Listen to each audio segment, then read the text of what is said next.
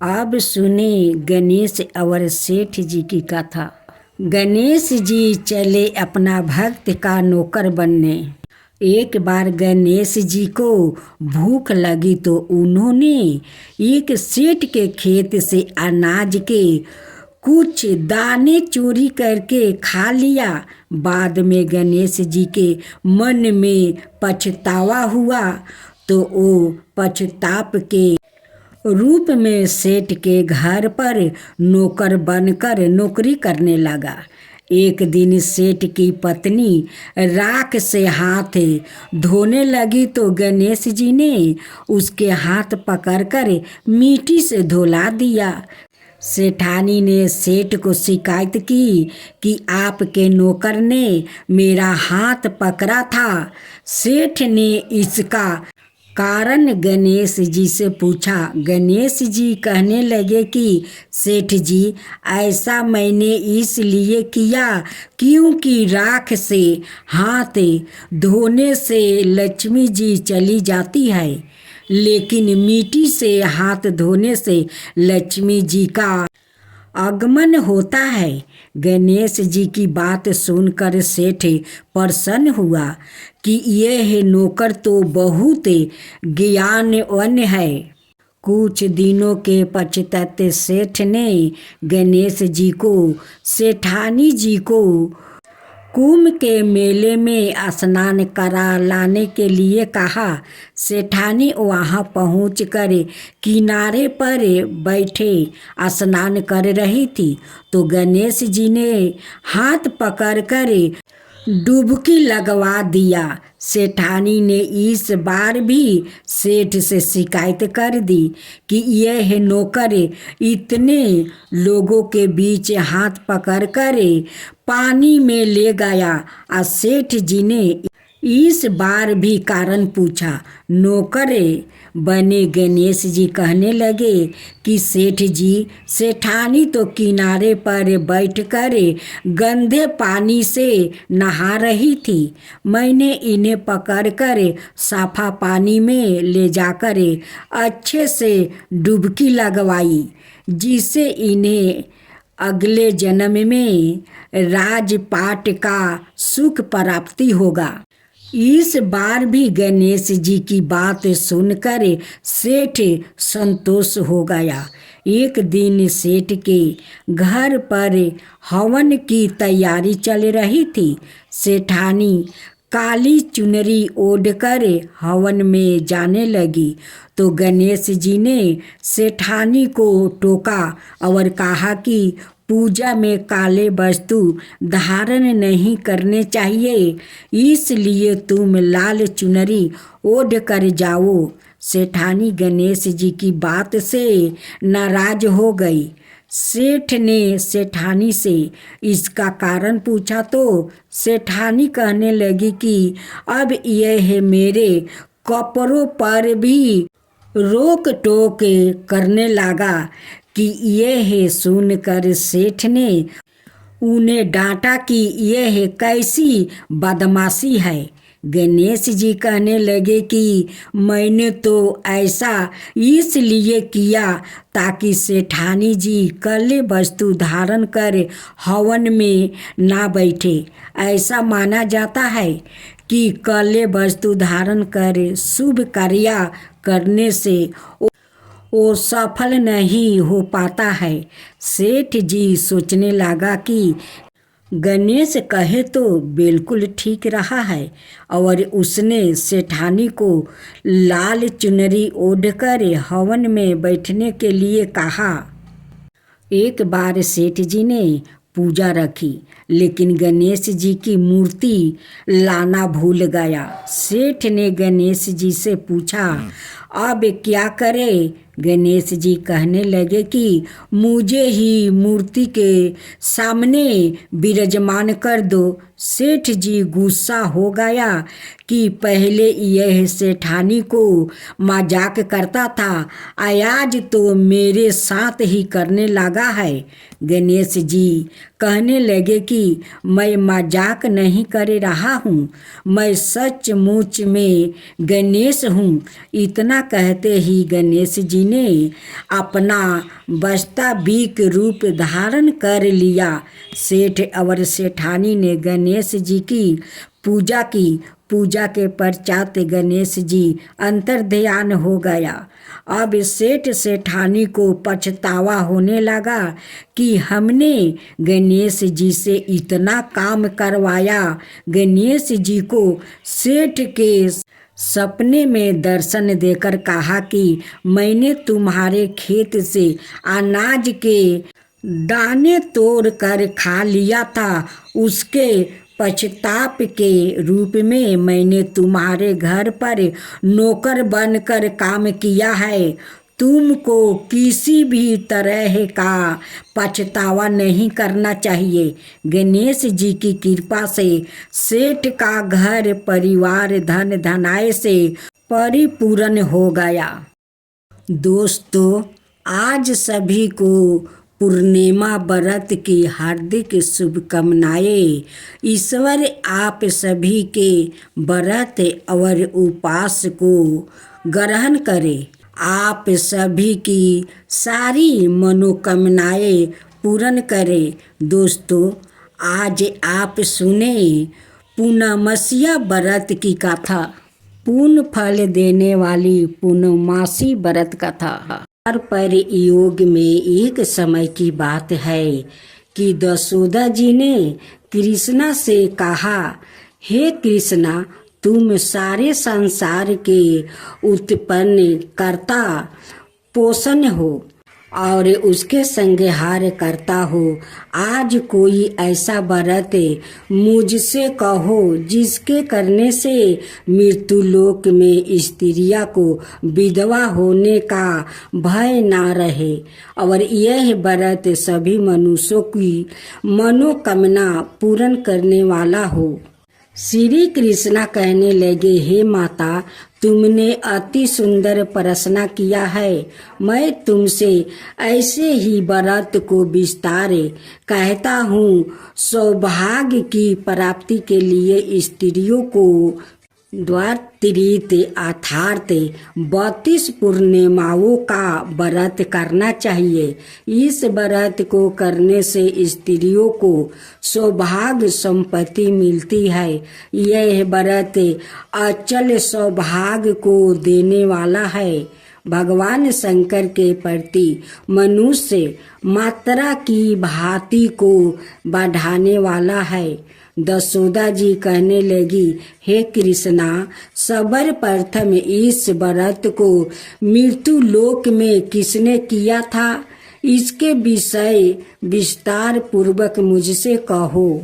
श्री कृष्णा जी कहने लगे कि इस भूमंडल पर एक अत्यंत प्रसिद्ध राजा चंद्रहास से पालित अनेक प्रकार के रत्नों से परिपूर्ण कार्तिका नाम की एक नगरी थी। वहाँ धनेश्वर नाम का एक ब्राह्मण था और इसकी स्त्री अति सुशील रूपवती थी। दोनों ही उस नगरी में बड़े प्रेम से साथ रहते थे। घर में धन धनाए आदि की कोई कमी नहीं थी। उनको एक ही बड़ा दुख था, उनका कोई संतान नहीं थी, जिस वजह से वो बहुत दुखी रहते थे। एक दिन एक बार तपस्वी योगी उस नगरी में आया।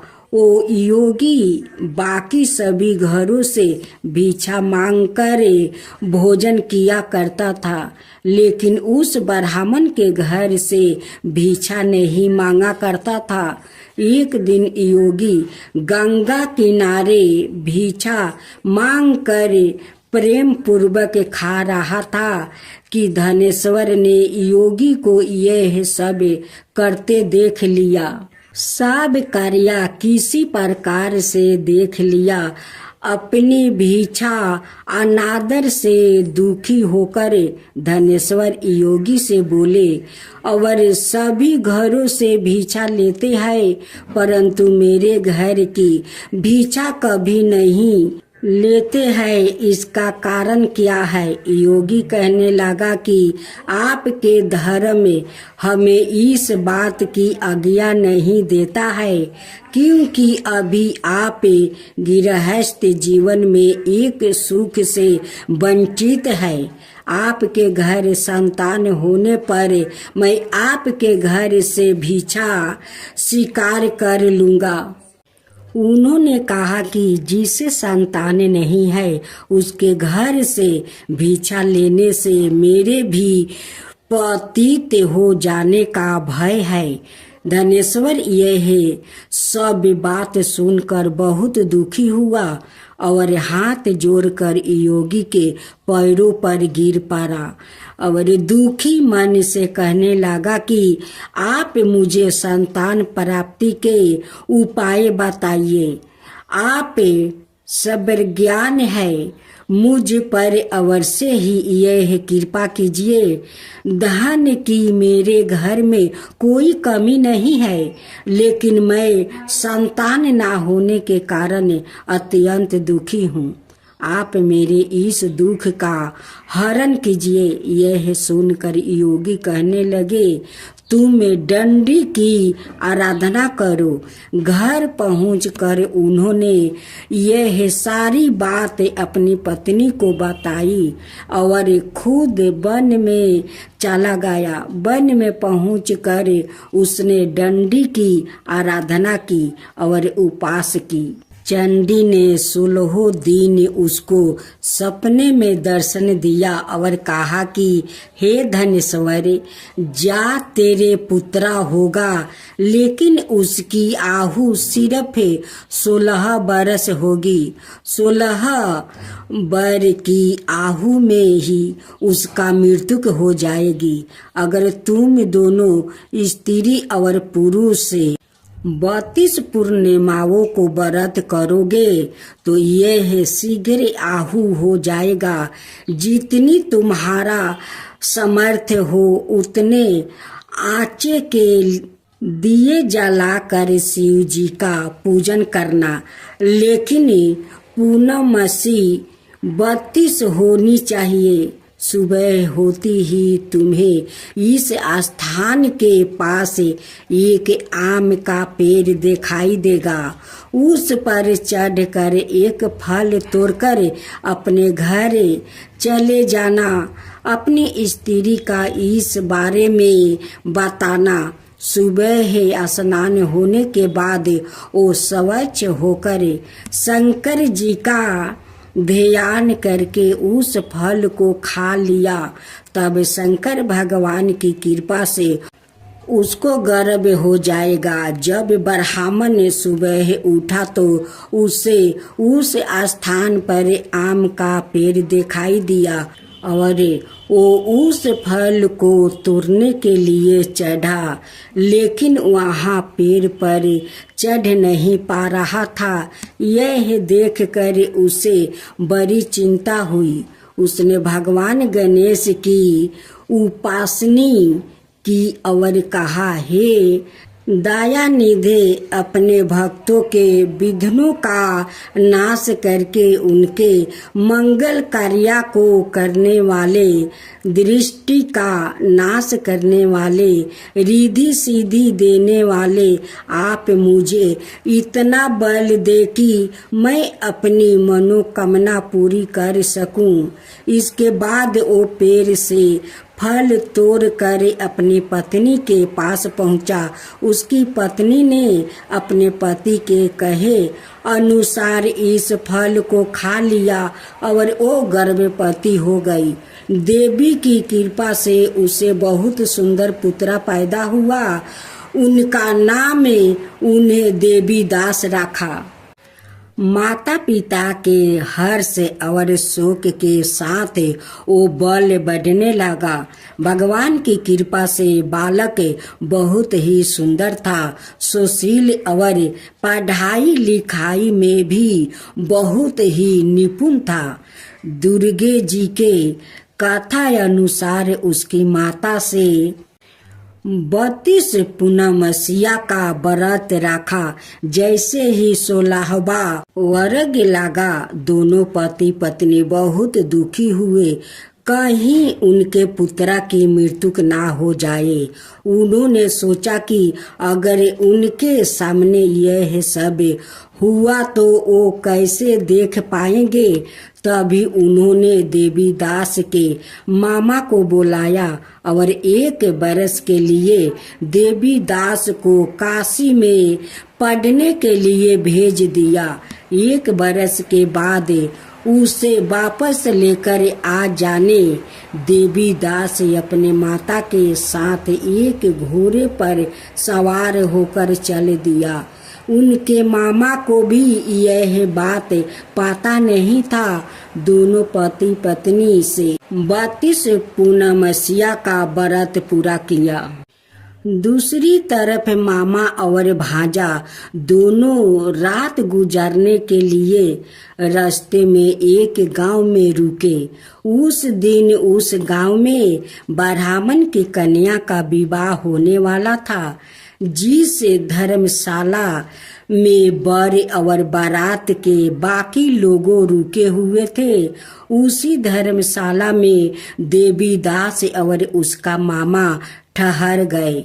उधर कन्या को तेल आदि चढ़ाने के बाद जब लगन का समय आया तो वर की तबीयत खराब हो गई। वर के पिता ने अपने परिवार वालों से विचार विमर्श करके कहा कि यह देवी दास मेरे पुत्र जैसा ही है, मैं इसके साथ लगन कर दूं और बाद में बाकी सारे काम मेरे बेटे के साथ पूरे हो जाएंगे।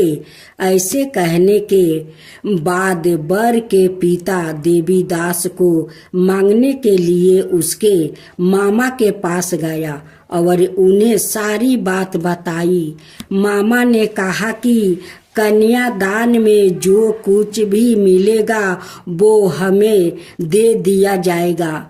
वर के पिता ने बात स्वीकार कर लिया। उसके बाद देवी दास का विवाह कन्या के साथ संपन्न हो गया। इसके बाद वो अपनी पत्नी के साथ भोजन ना कर सका और मन में विचार करने लगा कि ना जाने यह किसकी पत्नी होगी। यह सोचकर उसकी आंखों में आंसू आ गया। तब वधू ने पूछा कि क्या बात है, आप उदास क्यों है। तब उसने सारी बातें पत्नी को बता दिया। तब कन्या कहने लगी, यह ब्रह्म विवाद के विपरीत है। आप ही मेरे पति है, मैं आपकी पत्नी रहूंगी, किसी अन्याय की कभी नहीं। तब देवी दास ने कहा, ऐसा मत करिए, क्योंकि मेरी आहु बहुत कम है, मेरे बाद आपको क्या होगा। लेकिन उसकी पत्नी नहीं मानी और बोली, स्वामी आप भोजन कीजिए। दोनों रात में सोने के लिए चले गए। सुबह देवी दास ने पत्नी को 4 नागों से जोड़ी एक अंगूठी दिया और एक रुमाल दिया और बोला कि हे प्रिया, इसे लो और संकेत समझ कर अस्थिर चित हो जाओ। मेरे मरण और जीवन जानने के लिए एक पुष्पा बटिका बना लो। उसमें सुगंधी वाली एक नौ मलिका लगा लो। उसको प्रतिदिन जल से सींचा करो और आनंद के साथ खेलो कूदो। जिस समय और जिस दिन मेरा परांत होगा उस दिन यह फूल सूख जाएगा। जब यह फिर से हरे हो जाए तो जान लेना मैं जीवित हूँ। यह समझ कर वो वहाँ से चला गया।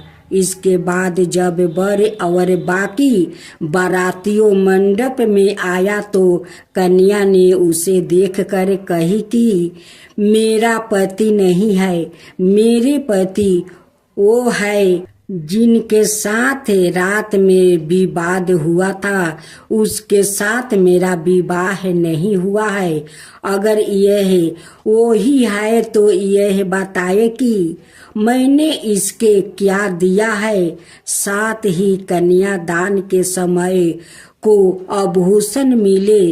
उन्हें दिखाई कन्या की यह सारी बातें सुनकर वो कहने लगा कि मैं यह सब नहीं जानता।